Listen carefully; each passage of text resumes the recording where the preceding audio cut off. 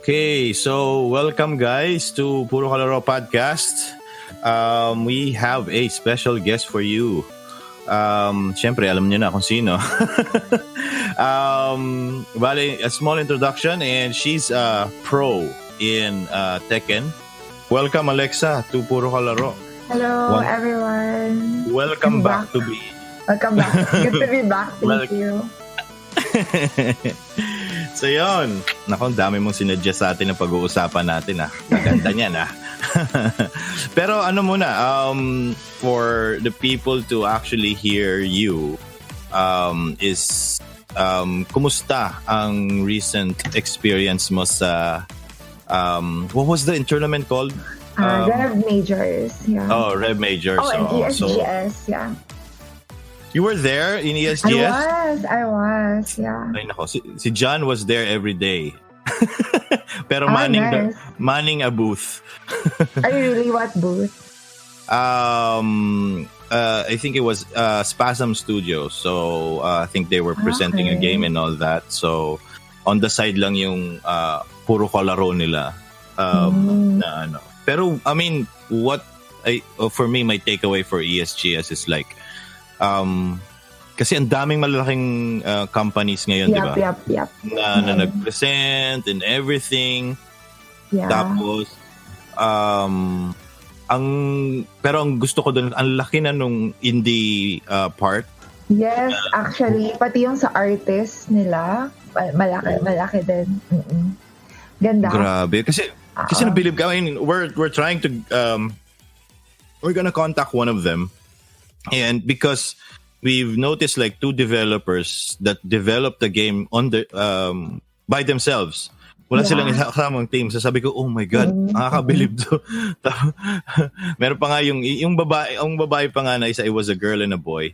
But the girl was like into it because she actually made a card game. She actually made games before. And she was alone. She was presenting alone. She was like, wow. Were you there ba, Jamie? Andun ka ba sa ESGS or? I was there on business day. Tapos, so Friday, Saturday. I was there Sunday. I think I was there Thursday. Yung parang business day nila or something. Yung ingress nila. So I was there just checking everything out kung paano nga setup. Syempre, may may pass minsan lang minsan lang magka-pass. So nung what do you call this? When I was there, I noticed talaga na parang medyo focus sila ngayon sa big name companies like MSI and all that. So were you in? I used to be from MSI. I used to be a sponsored player. Did you represent anyone there while you were there? No, I actually competed sa Bayani. It's actually the first Filipino fighting game. Oh yes, the guys from Bayani. Inaabangan na lang kami. Inaabangan na lang kami na Inaabangan na lang kami mag-interview ulit kasi supporter naman kami nila. And we were there when they launched the game. Such a cool game. Super cool. So, ganda ng potential nun, Yeah, super. So, who's your favorite character dun sa Oria, of course. Oh my God! Imba! Imba si Oria. Inaasar ko nga yung mga devs. Sabi ko, Imba si Oria. Wala bang update dyan? Yeah, Sobrang lakas niya. But I got disqualified. I'm sad. Kasi, ano nangyari? No, kasi here's what happened. After I won, so sabi sa akin ni JJ na tawagin niya ako, ganyan. So bumalik ako sa HyperX na booth. So I was there, so sinabihan nila ako na, Alexa, it's your match. So on the way to the Bayani booth, ang daming nagpapa-picture and I couldn't say no. So na-stuck ako. So wait lang. So when I got there, na-disqualify na ako. Iba na ang sikat. Yeah. Hindi. Speaking of sikat, hi guys, mga fans ni Alexa. Thank you for Hello, joining. Everyone, AOA, number 1. Also, nasa Mountain Dew ako, supporting my friends na nag-compete sa Tekken because hindi din ako nakapag-register sa Tekken. Kasi meron ako meet and greet sa Conquerors which is happening at the same day ng ESGS. So, oo, yun. Talaga? Dilagari ka nung araw na yon. Actually, meet and greet ko sa Conquerors was Saturday and Sunday at the Rumble Real booth. Tsaka binigyan din kami ng booth para sa mga influencer na, mga Garena League of Legends partnered streamer like me. So, may booth kami doon. So, parang ako, I wanted to be sa ESGS and I wanted to compete, pero, priorities. Oo nga. Siyempre, fans first. Yup. Oo, siyempre. Love muna, di ba? Sobrang, this is the year for Tekken. Actually, FGC itself, for me, 2019 is such a good year for the FGC. Really? Why do you say that? What changed in Tekken? Rev is, season 3 ng Tekken 7, and Rev is such a successful event. It was such a successful event. Super fun. Well, for me, I met a lot of amazing people there. Yeah. Is this the first time that Rev was ginanap siya dito sa Philippines? No. The last Rev kasi it was held sa may Circuit Makati sa medyo maliit siya, pero kasi this time around medyo nag-all out talaga si Rev, so sa Soler ganon. Talaga? What changed? Is there a huge sponsor now? Kasi parang malaki yata yung venue ngayon, di ba? Oo, ang laki. Malaki talaga. I'm not sure what kung sino yung sponsor this year, but it was really big. And, kasi it's part of the Tekken World Tour. So, dinadalaw talaga siya ng mga pro player because they get points. It's a master event. Yeah. Oo nga. Nakakatuwa rin yung ganun, Kasi nga, as far as we know, we are a tiny dot in the gaming industry, but we do have a lot of fans. We do have a lot of gamers. Diba? Malalakas talaga ang Filipino. I can vouch on that na talagang malakas ang talaga. No, oo. For me, for me siguro, this year kasi medyo nag-i-sponsor. Yung mga brands nag-i-sponsor na talaga sila ng mga players. Unlike before, napahirapan. Pero ngayon, I'm really happy kasi meron tayong the nationals. Diba? Na mapapanood niyo sa TV5 kasama din yung Tekken and upcoming SEA Games. # sama-sama tayo sa SEA Games. Yeah. Oo nga. Are you qualified to compete in these official tournaments, or is there like an age or they don't allow professional players? No. I think for you to compete sa the national, you have to be sponsored. You have to be a sponsored player. Pero ako myself, I know I'm far from being able to compete in such in that caliber of yung ganong klaseng laban kasi talaga sobrang gagaling talaga. Mga high tier na players talaga yun. Come on, chat. Payag ba kayo? Hindi raw qualified si hindi talaga. Pero, as far as I know, you're one of the famous Tekken players. Diba? That happens to be a girl na ganyan. I wouldn't say a famous Tekken player. No, siguro kasi after the Rev thing, I did for interview. Actually, I'm doing 2 documentaries right now. I can't say what, pero it's about FGC. So, ayun. Talaga? Actually, local after ba the local? Rev, local. Actually, Southeast Asia yung isa, Southeast Asian yung isa.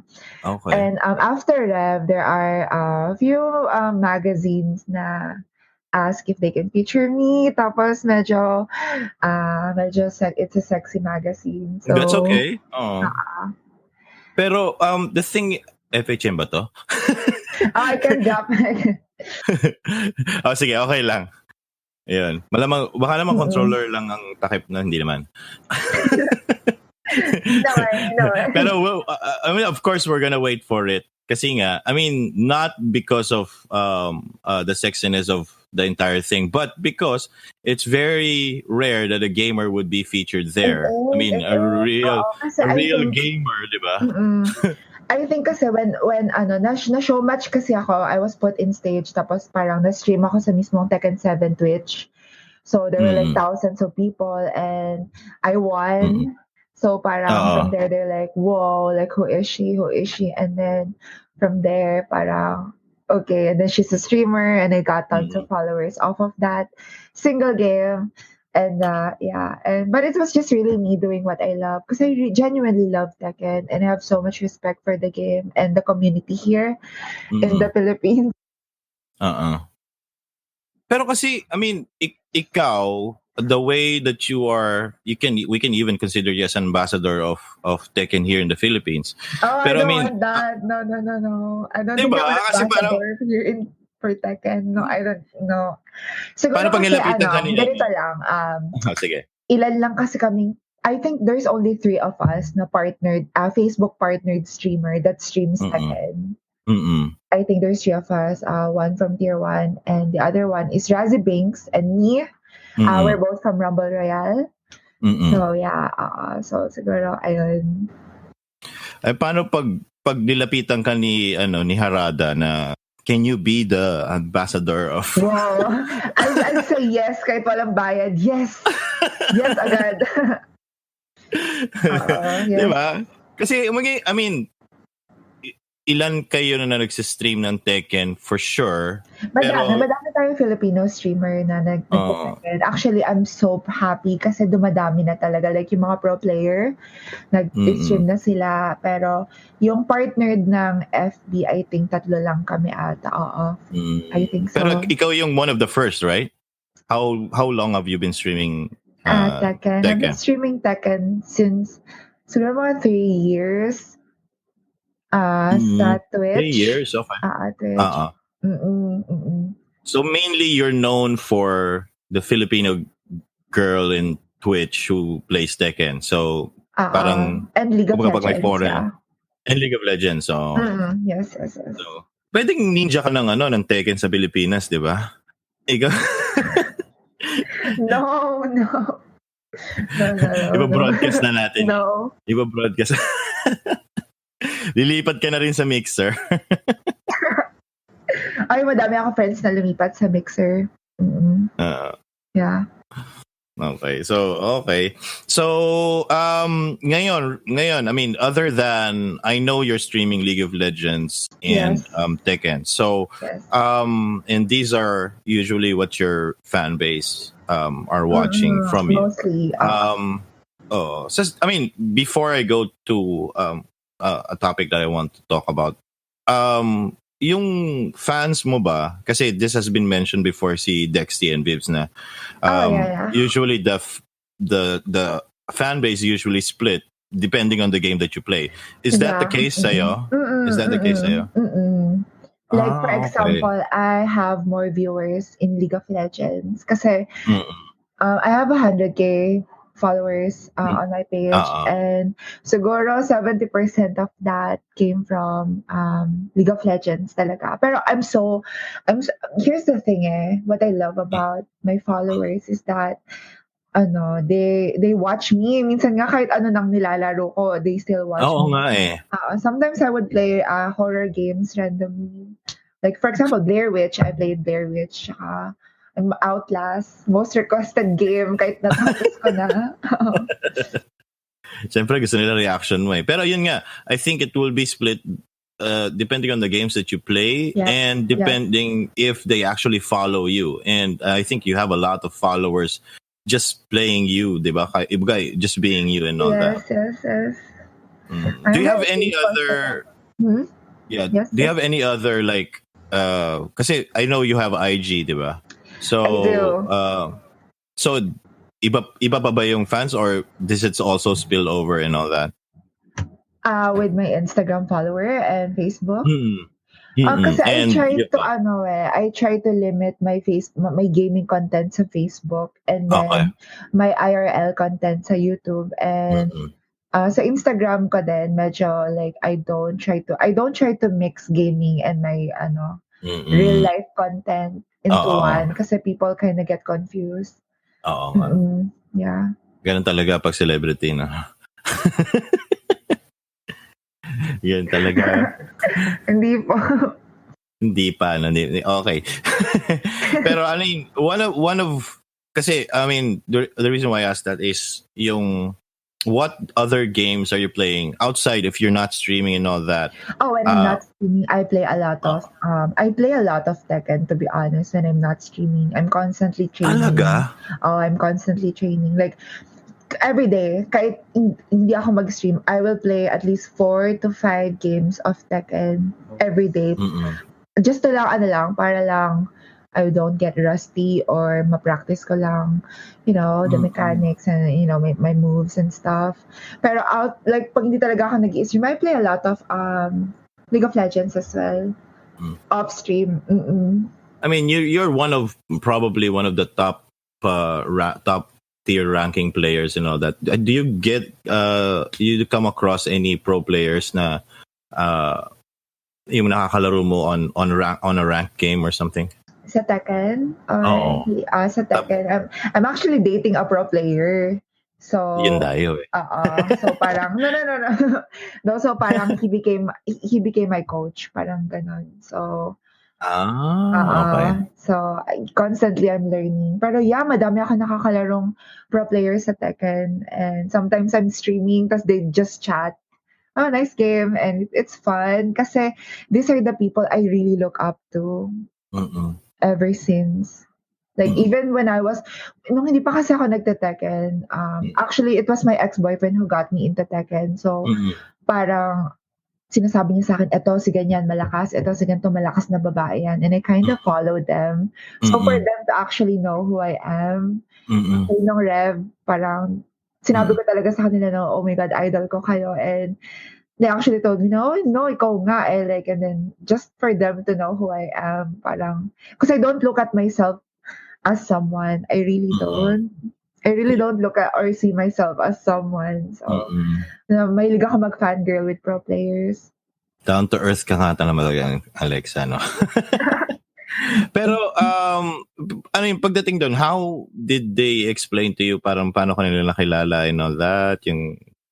Kasi, syempre, sa stream. Sa stream talaga. Oo, kasi here's the thing. Kasi kapag Facebook partnered ka, mas malaking chance na your stream would pop out sa mga, like for example, you're a Mobile Legends player and you follow the Mobile Legends page. So, most likely yung stream mo is gonna pop out on their feed randomly. Automatic na. Oo. So, parang with my Tekken stream, it just, it pops out. And may mga friends ako, actually, yung coach ko back then, shinare niya and stuff. So, yeah. So right now, since you have a coach and everything, are you affiliated with any like team or whatnot? Here's the thing, I'm not affiliated with any team, pero I want to, but I don't think they want. I honestly, guys. Besides RR, which is it's my talent agency, I actually represented them sa Rev kasi they paid and I'm not sure if they paid, pero sila nag-register sa akin and they're like, Alexa, you're competing, and I'm like, what? Okay, sige, I will. Yeah, so if you're watching and you guys wanna take me on your team, guys, i-share nyo sa mga yung mga Tekken team na baka meron mga Team Liquid, mga heavy gut na Okay. Yeah. Galing nga. Yan. So, ayun, napag-usapan natin kanina off air. So, ano yung mga inaabangan mong games ngayon na lalabas sa inyo? Pokemon Battle Realms. Actually, Pokemon came out, diba? The other day. Sword and Shield, yeah. Kasi I'm a big Pokemon fan. Although I can say na isa ako sa mga naglaro like yung unang-unang Pokemon. I didn't, pero I started playing Ruby sa 3DS. Game Boy. 3DS na. Sa 3DS na, sad. Because back then, we couldn't afford Game Boy Advance, yung mga ganon. GBA. Ayun. Tsaka, yung mga, I think matagal pa to, pero inaantay ko yung fighting game ng League of Legends. And yung mobile ng League of Legends mobile. Really? For that. Maglalabas sila ng fighting game? Yes. Actually, when it came out, when the trailer came out, everyone was tagging me and was like, wait, this is Alexa all over it. You know, like fighting game plus League of Legends. It's like, nice. Ang daming hero nun Pero feeling ko mga parang they're gonna start out with a few rosters. Oo naman. Under development, tas balancing na naman. Yeah. Grabe, ang sakit sa ulo nun. Anong ginagawa ng Riot Games? Ngayon nga, sila, sakit-sakit nga sa ulo ngayon ng ng balancing. Games. Oo, lahat ginawa ng Riot. They are really coming for everyone. Ayun, Pokemon. I'm really excited because I'm gonna get my copy tomorrow. Tomorrow na? Wow. I'm gonna get my copy tomorrow. Unboxing. Anong kinuha mo? I mean, is it a standard edition? I'm gonna get a sword. And yung lang po, yung lang, normal lang. Sword. Sorry, I'm gonna get the sword. Wow. Panalo to. Excited. So, I mean, other than, syempre, obviously, meron ka ng Switch. Yes. Kukuha ka pa ba ng Switch Lite pa yan? Ay, no. Pwede pa.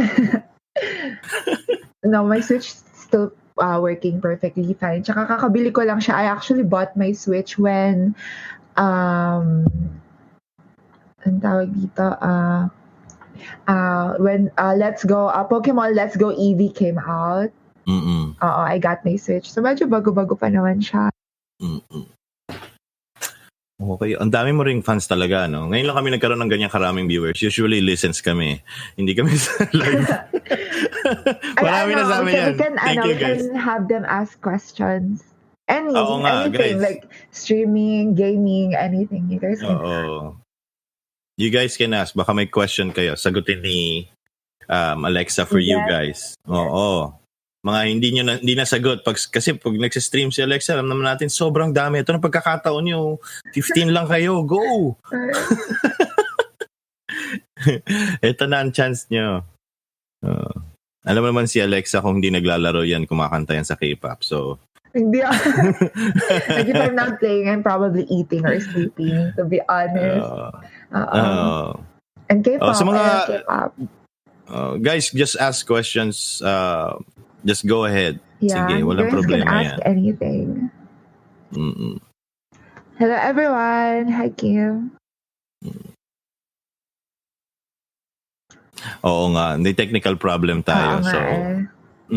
This is my second time guesting here. The first time I was here was I talked about being a women in gaming.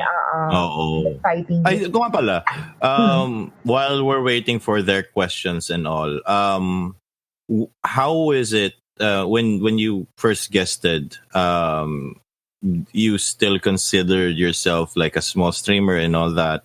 How was the change now, particularly now that, syempre, whatever you mentioned on our episode back then was like, medyo baka na triple na yung yes.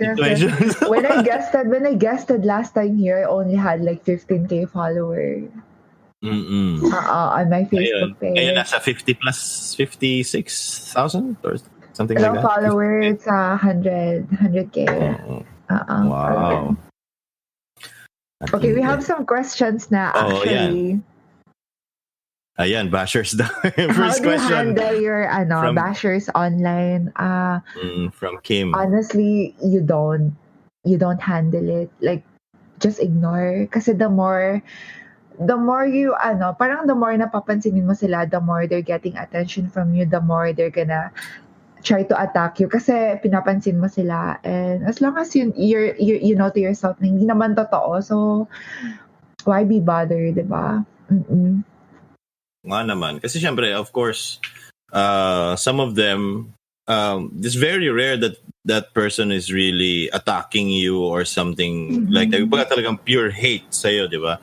But sometimes they just want to say something just to be noticed. Yeah, exactly. Mostly those people don't even know you in real life. So, oo nga. It's kind of nonsense to even respond to that. Okay. gusto niyo po Sige, ba go. maging high execution yung fighting game for League of Legends? Why or why not? Okay, I'm kind of torn kasi I kind of want it to be and I kind of want it to be not. Kasi I want it to be para, ano, kasi it makes the game fun for me. Lalo, kasi if you guys don't know, I use Eliza in Tekken, and she's a very high execution, high risk, high reward kind of character. But at the same time, gusto ko maging user-friendly yung fighting games ng League so that more people would join and more people would get into it and play and more people to beat. Joke lang. Oo nga. Parang yung ginawa ng Bayani, no? Medyo for Yeah. easy execution lang siya, hindi siya masyado complicated and all. Kasi ako in-expect ko kasi parang sabi ko, para siguro sa Street Fighter to. So, alam mo yun, nagpo-pull off ka na ng mga nagsusubukan mo bago mo tignan I yung... actually played a lot. I played a lot of fighting games talaga. Like before I was a MOBA player, I came from the fighting game. MVC, Killer Instinct, MK, KOF, King of Fighters, Blaze Blue, Calamity pa yun, Guilty Gear. So, actually, the reason why I got into League of Legends is very accidental lang. Kasi I'm actually a Dota player. So when Dota 2 came out, I was like, yes, I wanna play Dota 2, I wanna play Dota 2. Pero kasi yung laptop ko noon, yung lumang-luma na Sony Vaio, na bili pa namin sa Japan. So, sobrang luma na talaga niya. And hindi niya ma-handle yung Dota 2. So I'm like, ano kaya lalaruin ko dito? And so I tried League of Legends. And then kaya niya yung League. And then from there, I started playing an obscene amount of League of Legends talaga.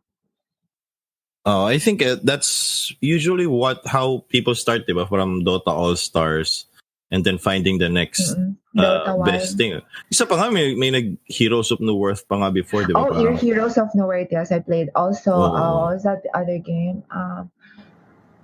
Heroes of the Newerth nga. Si Nimpora, my favorite champion, si Nimpora. Yun talaga, para talagang sobrang direct clone ng Dota All-Stars yun na medyo mas magaganda talaga yung graphics. How about Battle Realms?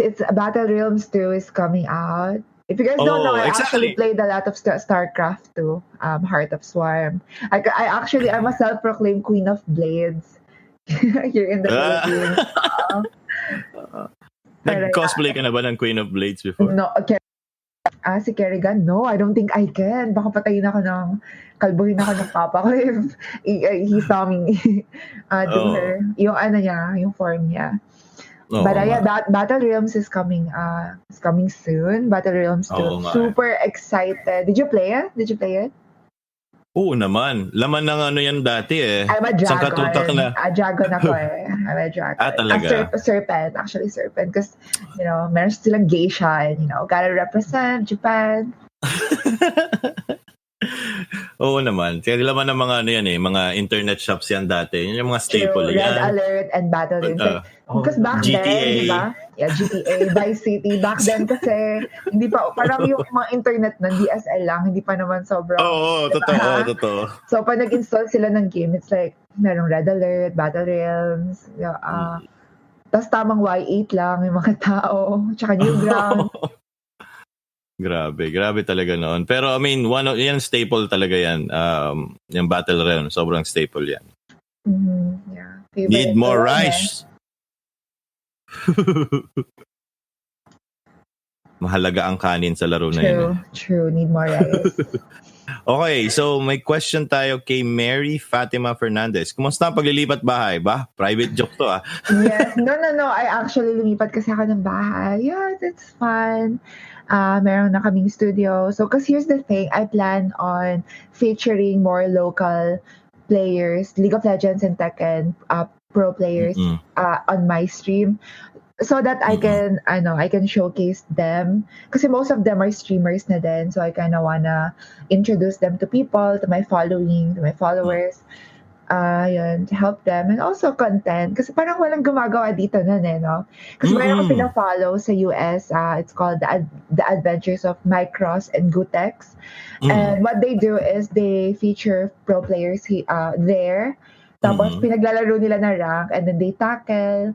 At the same time, it's gonna be like an educational stream kasi, I'm gonna ask the pro players how they do the things they do. So, Oo. di ba, that'll be fun, yeah. Oo nga, tama.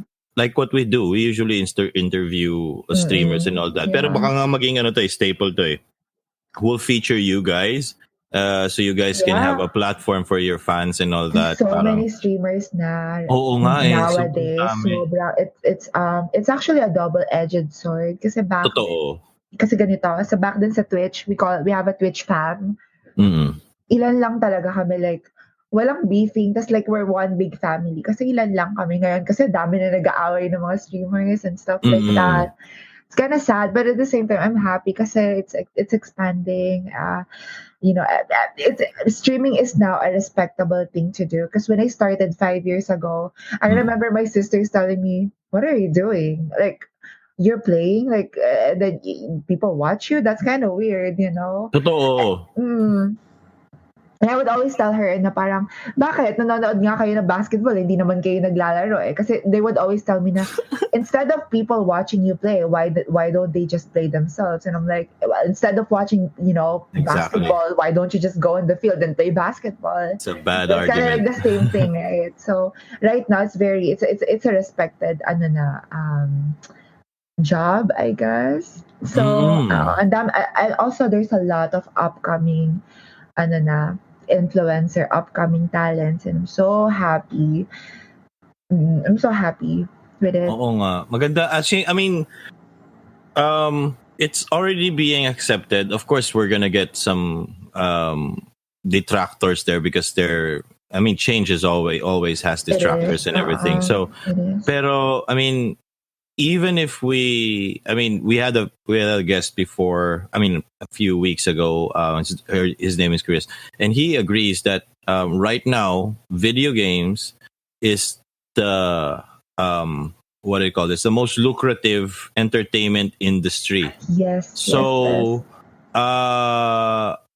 it's more than the music industry, the movies industry, even TV series combined, kasi yung kinikita ng gaming industry talagang sobrang laki. Yeah, exactly. Tsaka everyone everyone is, you can have internet everywhere. So, yung mga brands, they're more into how can we promote our product or our brand through the internet. And, gaming is a big platform for them. Kasi hindi naman lahat merong TV and may cable, but everyone has a mobile phone, and you can easily, browse through your mobile phone. You can browse internet. You have Facebook. It's so easy to be connected. So parang for me, it's not just gaming itself. It's the technology nowadays na talagang parang feeling ko nga mas mataas yung reach ng mga online and internet celebrity than like people that you can see in local TVs. Kasi right now, as you can see, there are more people holding like cell phones and connected to the internet versus people sitting at home and just watching local TV. That may not be the case in the Philippines, pero it's diba? It's already overtaking kasi and it's being started by your fans, the new generation and all that. Kasi nga yun, ano na yung pinapanood nila, nakaupo lang sa couch, si mami nanonood ng TV, hindi naman sila makapasok. So, dito na lang sila sa phones nila, and they're watching you guys. And you guys, the streamers, are the pioneers of this entertainment industry because if they don't have like gaming rigs yet or whatever, they start out a game, diba? Pag meron kang game, you can't afford it kasi let's be real, ang mamahal ng DLC, ang mamahal ng game itself and console ngayon. And if you can, ako, I'm guilty of that. Back when I couldn't afford the PS4, I would just watch, PewDiePie. I would watch streamers play the game that I want to, and it feels like I'm playing with them. It feels like I'm playing the game myself. Tsaka not only that, I'm so happy kasi accepted na yung video game. Because even when I was younger, I played an obscene amount of video games to the point that I was always the weird kid. I was always the, because I'm from Japan and I couldn't speak Tagalog very well when I was younger. So video games was it was my friend. So I played, like, I don't have any friends back then besides video game. And I was always the weird kid because I always play. And now everyone's playing. Now it's considered cool to be a gamer. Now it's considered cool to be a streamer. Ngayon nga, weird na yung hindi naglalaro. Di ba? Yeah. Parang hindi ka naglalaro, ha? Not only that, like the prize money sa mga events, yung mga prize sa Dota 2, like it's millions and millions and millions. Teka, before may question tayo here. Kumusta, ano ba? Asa na ba tayo? Ayun, kumusta daw ang Converge sa Tekken mo? It was fun. Okay naman yung Converge. Tsaka may roommate reveal ka raw sa house or house tour. Roommate reveal? Hindi ako the roommate na eh. No, kasi it's fun. I also have a streamer for a roommate, so it's kind of fun. Kasi when you're living with a person that does the same thing as you do, it's content every time. Really, like parang masaya siya. Kasi mutual understanding of what you do. Okay, so Vibs, magsalita ka na, andyan ka na eh. Hi, Ate Vibs. Hi. Hello. Kakarating ko lang sa bahay. Sorry. Hi, Ate. Hi, Alexa. Kamusta? Hello. Ngayon lang niya nalaman, nasa Dubai ka. Oo nga eh. Talaga Kamusta ba? dyan? Oo. Kaya ka nagbakasyon ka lang. Hindi. Dito na ako for work talaga. Nice. Ito si Ate Vibs, gamer yan eh. Diba? Persona. What can you say? Oo. Wala pa nga eh. Ay, yung Persona R i-release pero sa Japan pa lang. So, hindi pa ako makarelate. Yung the red girl, what's her name sa Persona? I can't wait for her. Nakalimutan ko, bago lang siya eh. Yeah, bago siya eh. I'm so excited Kazumi ba? for her. Parang ganun. Yeah, parang Kazumi ha. Kaya nga eh. Oo, parang ganun. Anyhow, ano pang mga napag-usapan yung Ay, dami na. Tungkol lahat kay Alexa. Pero wala bang So, ayun, Ate Vibs, streaming in general. Yung adventures ko with Rev, Majors, ESGS. Yun ang inaantay ko. Hindi ako naka-abot sa kwentong Rev mo. But alam mo ba, I was at Rev, Ate Vibs. Did you know? Diba? Ano? You knew I was at Rev? Oo, alam ko. Kasi nakita ko yung mga video mo. Tapos nakalimutan ko kung sino yung kalaban mo. Basta ang gamit mo si Devil Elisa ba yun? Elisa, yes. Tama ba? Oo. Tapos parang nag-post ka pa nga na parang di mo alam na bawal pala yung ganong costume. Yes. Actually, here's the thing. Hindi ata nila alam to, pero I wore the bikini costume sa stage match, live on stream sa Tekken 7 page. And then after the match, they told me na that was actually a banned costume. Yeah, they couldn't use it.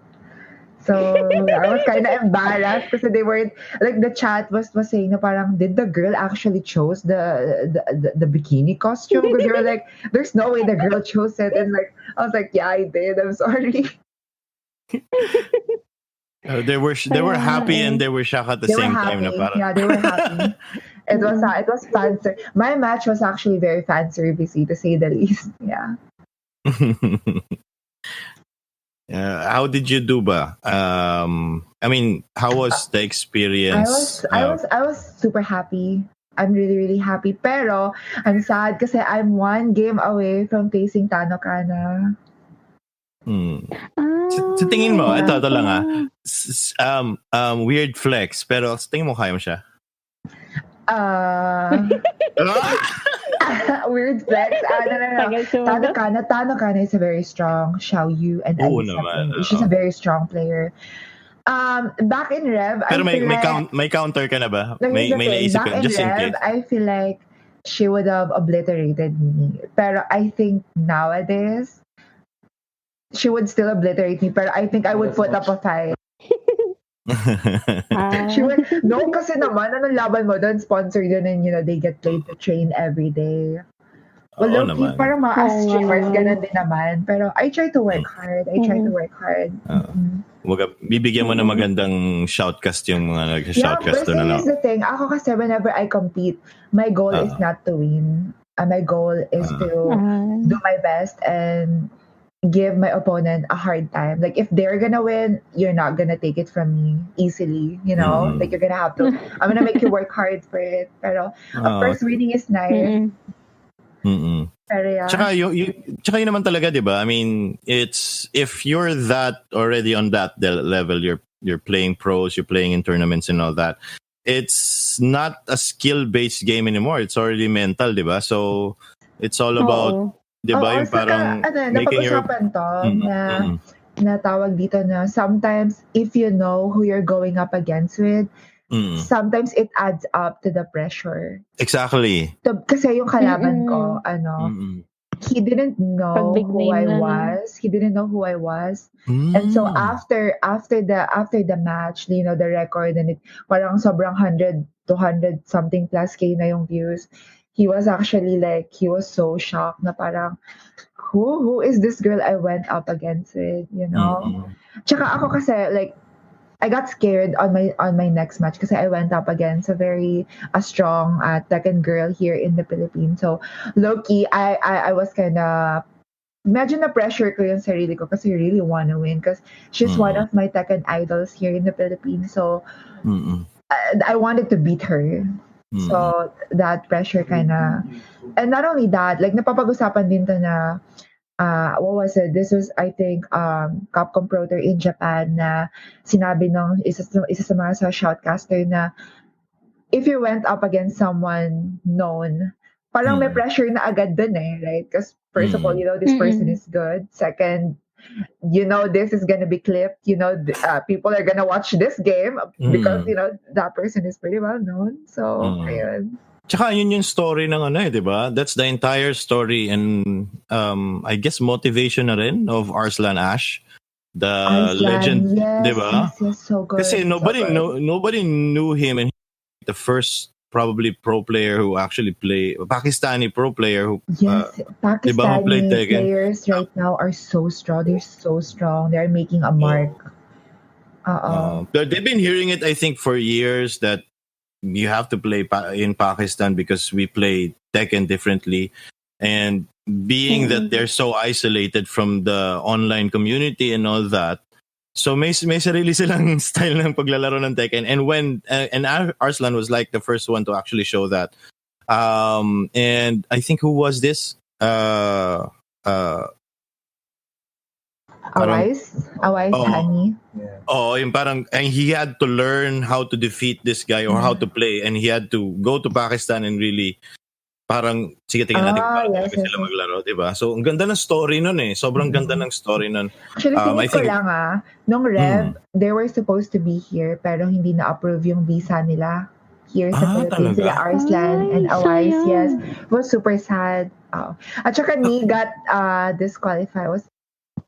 He got disqualified because Ba't siya disqualified? Look, here's the thing, nag-CR siya and then sobrang daming fans na nagpa-picture sa kanya sa CR like on the way sa event kasi medyo malayo yung CR.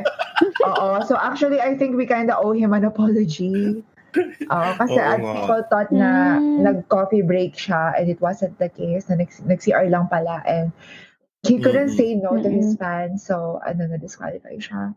Sounds family, Alexa. Oo nga, ganun din nangyari sa akin sa Bayani. Disqualify sa Bayani. Ang dami nagpapapicture. Kasi parang sabi niya, what I like about me, sabi niya na parang, you know, my fans are more important to me.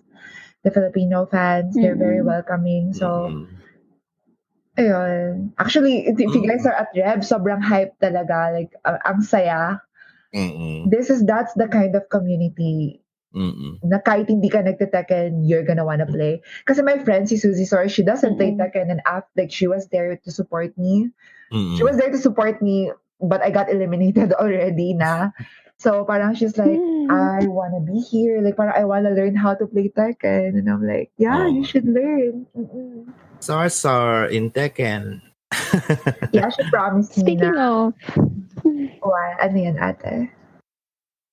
Na di ba nasa Royal, Rumble Royal ka na ngayon? Yes, I'm a part of the our family na. But they don't require you to actually go to the house, right? I think they have a Or is it for Mobile Legends only? there is this we call the RR dungeon. So mostly yung mga talent na they can stream on their house. You can go there, you can stream. You can just visit them. A bunch of cool people. Sobrang wala akong masabi with my RR family. Very caring. Like whenever I have concern, we have this thing called talent mom and talent dad. So they're kind of like our managers. So every time I have concern, I would just run to them, and I'm a little bit whiny. So parang, talent dad, like I need help. Like for example, I can't say what, but there's a very well known esports brand outside this country na was interested in me kasi they wanted to expand sa Facebook gaming. So they're looking for streamers that are Facebook partnered. And they went to me, so parang inano ko sila sa talent dad ko na parang with my contract and stuff like that. Because here's the thing, kung may mga streamer tayo nanonood dyan or, hearing this podcast, I want you guys to know na it's better if ang makikipag-usap or makikipag-deal with brands is your manager. That way, I'm not saying nalolokohin kayo ng mga brands, pero... Yeah, they know what they're talking about kasi. Yeah, medyo naloko na kasi ako ng brands a couple of times. So, it's better. Like, if it... bigyan ako na example. I just won't say na lang what the brand is. There was this one time na ang binayad lang sa akin is 5K, and then I found out na ang budget pala nung brand na yun per talent is 30K. Wow. Yeah, so I found out through another talent na kinausap ng manager niya. Kasi here's the thing, if they're talking to the talent itself, hindi ka pwede mag-bargain eh. Like, binabarat kasi nila. At saka parang pag nag-request ka na, hindi ganito, automatically they're gonna feel a certain way na parang may attitude problem ka, and it's so easy to get lost in those kind of things. Parang, so it's better if someone is speaking up for you or someone is talking to them on your behalf para na din sa'yo. So yun, sa mga influencers feeling ko dyan. kasi baka ma-overwhelm din kapag kunyari ikaw streamer ka tapos lalapitan ka ng brand, 'di ba? Parang si streamer kasi lalo na kung hindi pa sikat, parang baka ma-overwhelm. Tapos big brand, 'di ba? Big brand. Or parang Nangyari na sa ma-excite, kanya, 'di ba? ilang beses na nilalapitan ako ng big brand, and then I was more than willing to do it for free just because they're a big brand. Pero I learned na if you're doing good and you're showing result, you should get paid.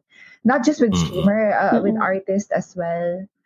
Kaya ako, I never get anything done for free. Like for example, may mga artists na, hey Alexa, I want to edit your vlogs for free. I want to do your layout for free. Like I would always insist na, no, babayaran ko kayo kahit magkano. I don't want to pay them just exposure because, Ang dami na pala nilang talent, ng RR. Yes. And what I like about RR is that it feels like a family talaga when I got there. Super saya. Okay, you were with another talent agency before. How does that compare to right now? You said, well, first, syempre, sabi mo, you guys are a family. But is it really better here? Is the grass really green? I can't answer that. My former, my new agency is better than my former agency. But I can say that siguro po kasi bawat agency, they have merong preference sila with talent. And I guess yung goals ko and my preferences, it just so happened na nag-match siya with my new agency. Kasi my new agency, yung mga manager ko, segment producer namin and stuff like that.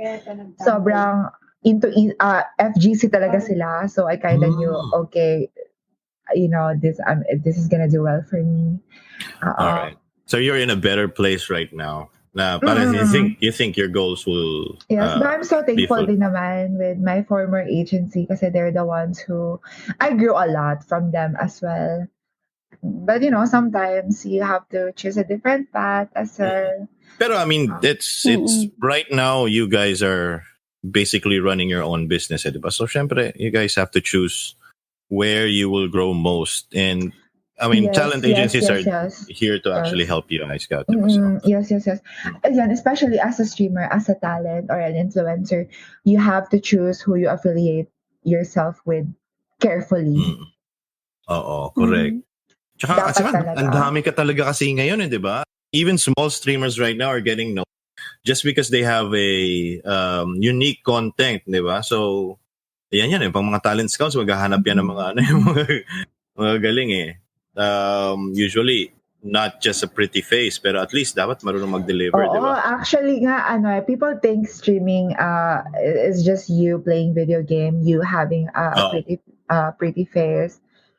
Tapos, Okay na. It's not that. What happened kasi with my case is that I'm a little bit lucky. Na isa ako sa mga nauna.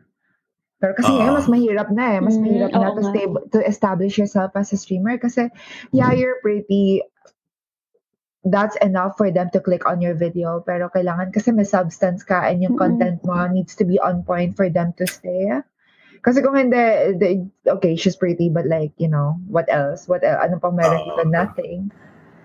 Yeah. Usually it's, streaming is the race for what are you gonna do this 30 minutes? What's gonna happen this 30 minutes? Kasi, hindi yung iba kasi cannot really stream for like 8 hours straight or like 4 hours straight or something like that. Yeah. Diba? So, some of them have their, like current or jobs or whatever. Yes. Diba? So, being as entertaining as possible is the key to streaming. Diba? If you're just playing, then you may need to hide your face na lang, let the game play itself. Kasi kung yun ang, diba? Kasi minsan may mga argument kasi na ganun na parang, di noon magaling maglaro to eh. Daldal lang ng daldal eh. Pero that's the main reason why, that's the main reason why they have their face, ganun, because they're playing a game, but they're selling their personality, di ba? So maraming variants, di ba? Yung iba naman, it's rare to see like someone like sino nga to, Viv? Si Ninja is entertaining first, then he got good in Fortnite in what he was playing, di ba? Tapos si Shroud was already very good, was already a pro player, and just streamed later. So, up to now, you can even consider na mas entertaining pa si Alexa kaysa kay Shroud. Kasi, diba? Kasi parang si Alexa at least would be happy to watch. Shroud is, the game is good to watch, but he's very much silent. Yung parang konti lang yung mga, nag-react lang siyang ganon. Diba? No, I feel like kasi here's the thing. Eto, laging tinatanong sa akin, like, how to be a streamer, how to be a successful streamer. There's no recipe how to be a successful streamer. But here's the thing, you have to pick your shtick. You have to pick your, you have to pick your, kasi you can't do everything. Like, are you a comedic streamer? Are you a gameplay kind of streamer? Are you a walkthrough kind of streamer? Or do you rely on your looks and correct? Kasi if you try to do all of them at once, people can tell that you're being a tryhard, and no one wants to try hard. Everyone wants authenticity. Pag authentic ka kasi, people would stay. People would watch you because they feel like they can relate to you. They like, they like something and they saw something in you, and that's why they stay. Kasi if you try to do everything at once, people get lost in, parang, wait, what is going on? And at the same time, you have to have a solid brand where, how do you make people remember you? Like that. Like for example, let's just say si Suzy Sor, her brand is like, her aesthetic is very like cutesy dinosaur. So like when you say Suzy Sor, magpa-pop up siya. Oh, she's that dinosaur girl. Like for example, Alexa, she's just she's that Japanese girl that streams Tekken and do that. Diba? Parang you have to have a solid branding, and of course, for you to do that, you have to have a solid grasp of who you are and your persona. I'm not saying you should put up a persona, but you have to put up an image, trademark. A trademark. Kailangan talaga may trademark. Pero just to add, may naalala lang ako kasi 'di ba parang ang dami ng streamers ngayon, tapos parang they think na it's easy to become a streamer, na parang sinasabi nila, mag-streamer na lang ako, na parang may pera dyan, kikita ako ng pera, stream na lang ako, or kaya mag-vlog na lang ako. Diba? Which is a common misconception about streamers. Totoo. And here's the thing. Here's usually what happened. They think, oh, she's just playing. She's just talking. I can do that. And once they do it and they fail miserably, pag parang they try to do that, and actually hindi naman mahirap sa streaming yung playing it, the talking, it's not the hard part. The hard part is how do you get people to watch you? How do you get people to be interested in you? So, exactly. First of all, dapat interesting kang tao, or funny ka, or magaling ka talaga, or you're already someone. Kaya ako, for me, mga celebrity, meron na talaga agad silang upper hand whenever they wanna get into gaming or they wanna get into vlogging. Meron na agad silang upper hand.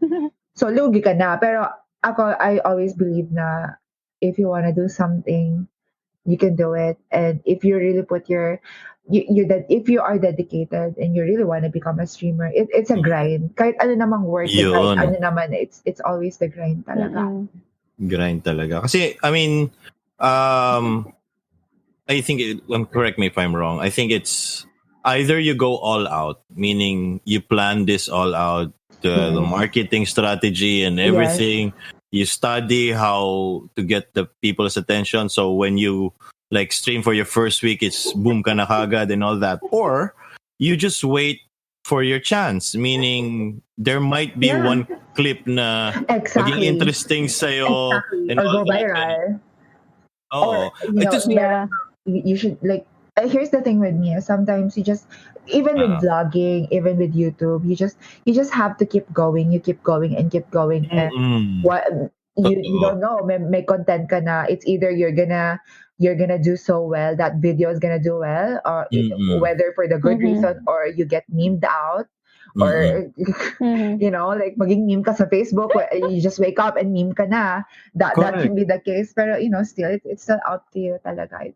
It's the grind. Parang story ng buhay ni Dex dito yan, ha?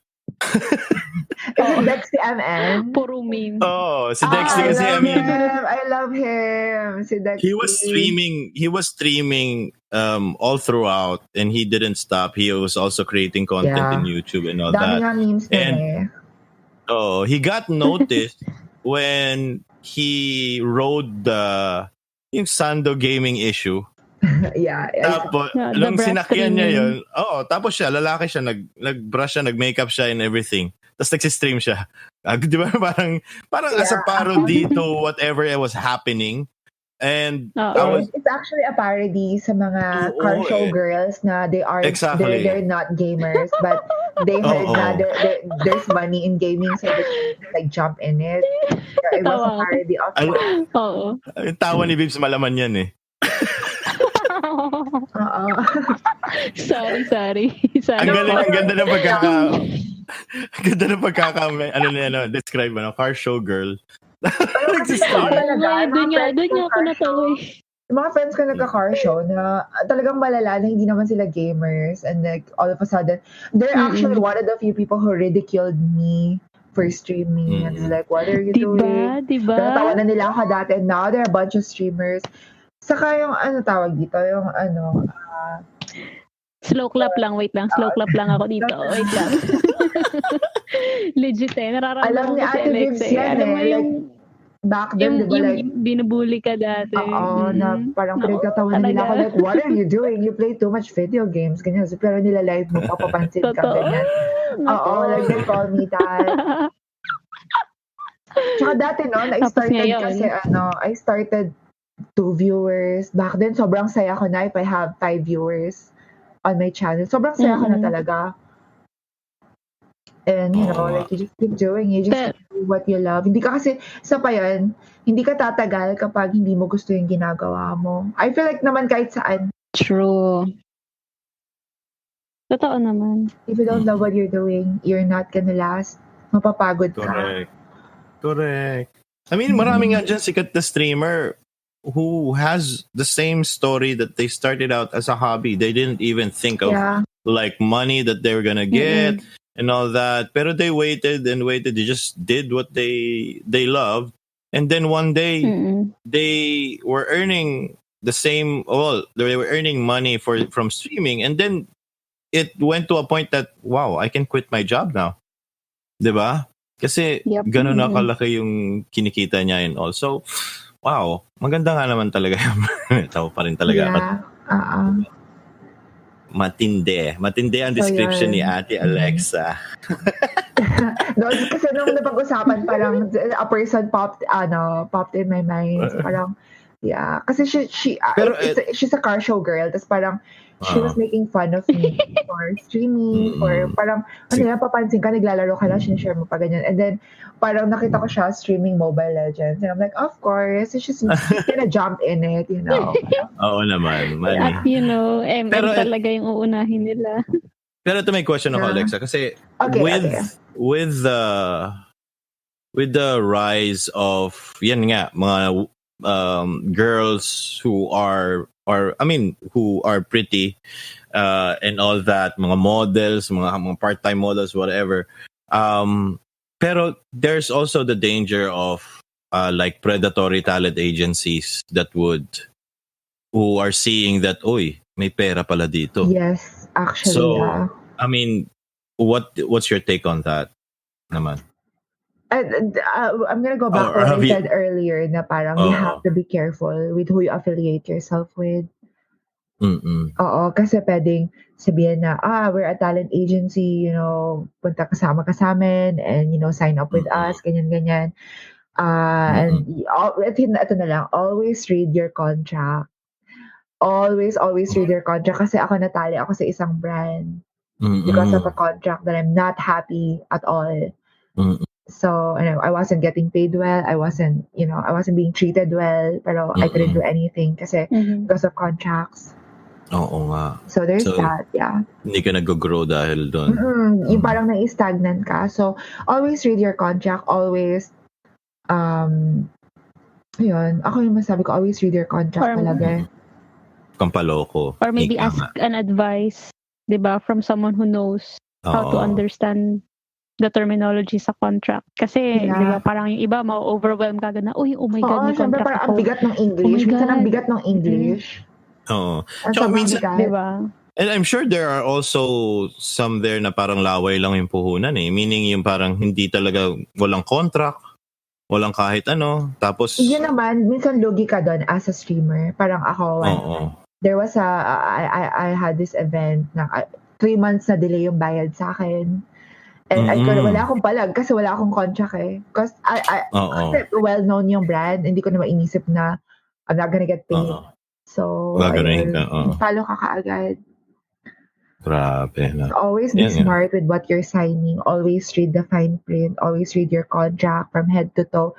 If you can understand it, find someone who can. Ako nga nun, when I signed with Facebook Gaming, I actually had my Twitch moderator read it for me kasi hindi ko talaga maintindihan. Parang ang bibigat na ng English na ginagamit nila. So parang ako, hindi ko naintindihan to.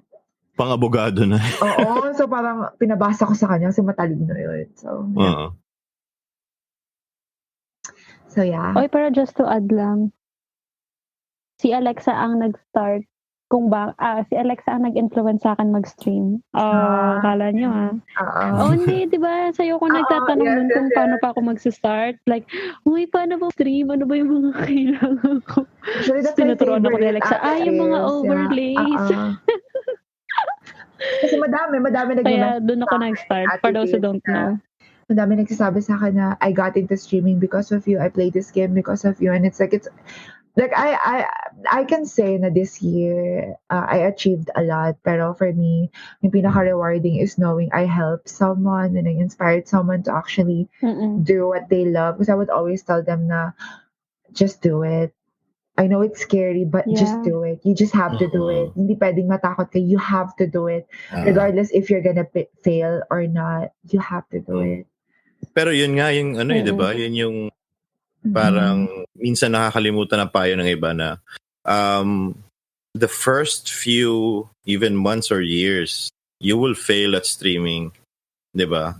I failed at streaming for 3 years, to be honest. Di ba? So kailangan handa sila kasi grind talaga eh. Parang hanggang sa maging matagal na to. Nagsistream pa rin pala siya, Mas di ba? mahirap yung back then. Mas mahirap yung time namin. Kasi back then, hindi talaga welcome. Totoo. Like, ang pangit ng internet pa dito sa Philippines. Like, ang hirap magkaroon ng fiber Correct. connection. Totoo. No, to be honest talaga, ang hirap magkaroon ng fiber connection. And I didn't have any money to even have a fast computer.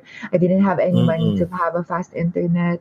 So parang, and the grind is real. I remember I streamed for 12 hours. Tapos, magkano lang kikitain ko, monthly, magkano lang kinikita ko. But I never stopped because I really love what I'm doing. Tapos parang minsan nanonood ako ng mga streamers na, they made it. Tapos parang ako, sinasabi ko na lang sa sarili ko na someday I'm gonna be like them. Someday I'm gonna go live and I'm gonna have hundreds of viewers. Someday I'm gonna go live and I'm gonna have people supporting me. I'm gonna have people who wants to hang out with me. And, one day that day just came and I'm so thankful and grateful. Yeah.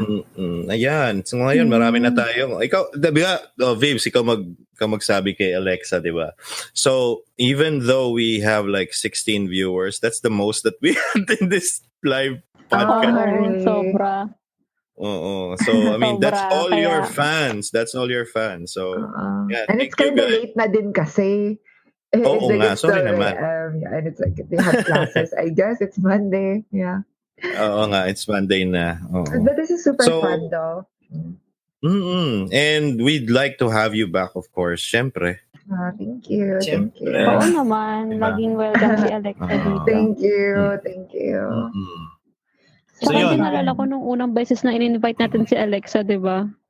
Parang last year ba yun? Oo, parang Tapos yung matagal na. girls. True. Yeah.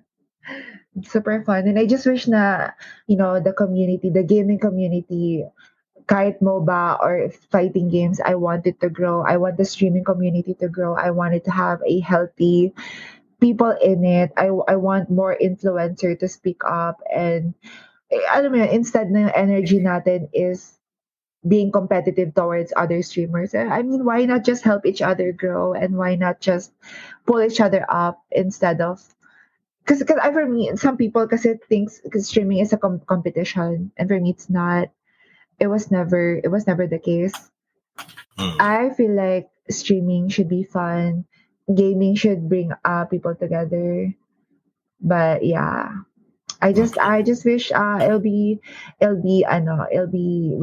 Philippine gaming community would have a more positive outlook, I guess. Oo nga, tama 'yon.